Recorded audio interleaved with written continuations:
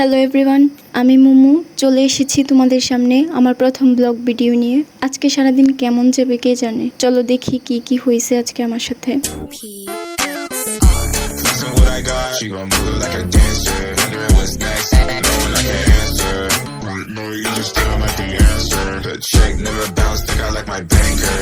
সকালে ঘুম থেকে উঠে আমি একটা কফি বানিয়ে নিতেছি। কফি ছাড়া সকালটা শুরুই হইতে চায় না। এক প্যাকেট কফি ছিল আমার কাছে, অর্ধেকটা আমি এখন খাবো আর অর্ধেকটা সন্ধ্যায় খাওয়ার জন্য রেখে দিব, যেহেতু আমার কাছে একটাই কফি আছে। আর সন্ধ্যায় কফি না খাইলে আমার চলেই না। গরিব হইলে যা হয় আর কি, অর্ধেক অর্ধেক ভাগ করে খাইতে হয়। কফি বানাইতে বানাইতে দেখি টেবিলে অর্ধেকেরও অর্ধেকটা মোমবাতি। তো মোমবাতিটা দেখে আমার মন চাইছে একটু জ্বালাই। আমি একটু অ্যাস্থেটিক ভিউ পাওয়ার জন্য মোমটা জ্বালাইছি। মোম তো জ্বালাইছি, এখন এটা রাখবো কোথায় ওইটাই বুঝতেছি না। বেশি দূরে রাখলে ক্যামেরাতে দেখা যায় না, আবার কাছে রাখলে আমার কাজ করতে অসুবিধা হচ্ছে। যাই হোক, একটা জায়গা খুঁজে পাইলাম, মোমটা রাখলাম। ওহ নো, গেল আমার অ্যাস্থেটিক ভিউ। উফ, এখন আবার হাতেও ফেলাই দিছি। আমার অ্যাস্থেটিক ভিউ গেল, আবার হাতটাও পুরাইলাম। এসব আজাইরা ঝামেলা বাদ দিয়ে আমি আমার কাজ শুরু করি। এটা এসএসসি পরীক্ষার্থীর প্র্যাকটিক্যাল খাতা, আমাকে আরও 1 মাস আগে দিছিল কমপ্লিট করতে। আর এখন এসএসসি পরীক্ষা শেষ হয়ে যাচ্ছে, আর মাত্র 4টা পরীক্ষা আছে। আমার কমপ্লিট করার কোনো খবরই নেই, এত অলস আমি। 4টা খাতার মধ্যে 2টা কমপ্লিট করছিলাম আর বাকি 2টা ছিল। আর যেহেতু এখন পরীক্ষা শেষ, প্রায় 4টা পরীক্ষা বাকি আছে, তার মধ্যে আমার তাড়াহুড়া করে শেষ করতে হবে।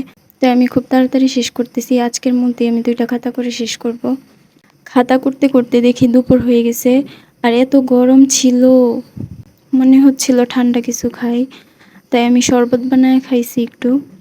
হঠাৎ মনে হইলো একটু কাঁচা আম খাই। গ্রীষ্মের দুপুরে যদি কাঁচা আম না খাই, তাহলে গ্রীষ্মকাল এবং গরমের ফিল পাওয়া যায় না।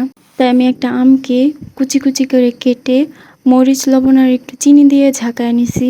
ঝাঁকায় নেওয়ার পর মনে পড়লো ক্লাস 10-এ বাংলা বইয়ে আম মাটির ভেপু গল্পের মধ্যে পড়ছিলাম অপু আর দুর্গা মরিচ, লবণ আর সরিষার তেল দিয়ে আম ঝাঁকায়া খাই।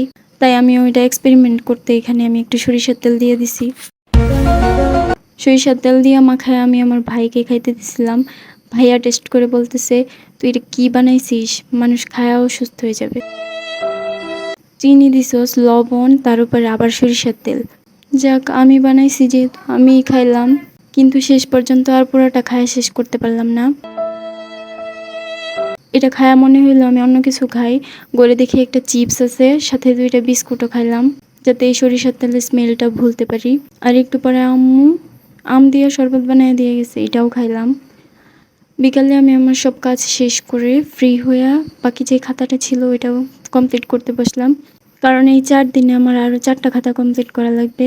এত কষ্ট, এত প্যারা হচ্ছে, আগে সময় পাই আমি খাতা কমপ্লিট করি নাই, আর এখন এই তাড়াহুড়া করে আমার খাতা কমপ্লিট করা লাগতেছে। আর এই খাতা কমপ্লিট করা শেষ, সন্ধ্যায় আমার ভাইয়া এসে বলতেছে যে সে পুডিং খাবে। তাই আমি একটা পুডিং বানাইছি। পুডিংটা আলহামদুলিল্লাহ পারফেক্ট হয়েছে, আর খাইতেও মাশাআল্লাহ অনেক মজাই হয়েছিল।